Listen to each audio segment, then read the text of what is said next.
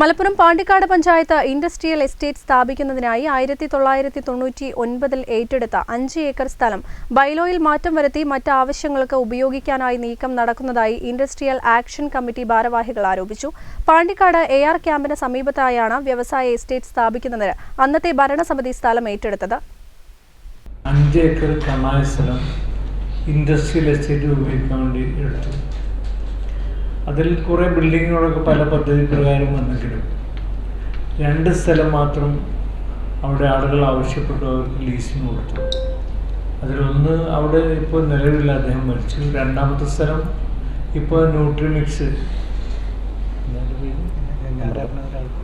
അമൃതൻ ന്യൂട്രിമിക്സ് ഉണ്ടാക്കുന്ന ഒരു കമ്പനിയാണ്. ബാക്കിയുള്ള സ്ഥലങ്ങൾ കഴിഞ്ഞ 2012 അവിടെ ഒരു സംരംഭകരുടെ മീറ്റ് നടന്ന് അവിടുന്ന് ആളുകളേക്ക് 2000 രൂപ വീതം 2011 വീതം അഡ്വാൻസ് വാങ്ങി അവർക്ക് സ്ഥലം ലീസിന് കൊടുക്കാൻ തീരുമാനിച്ചു.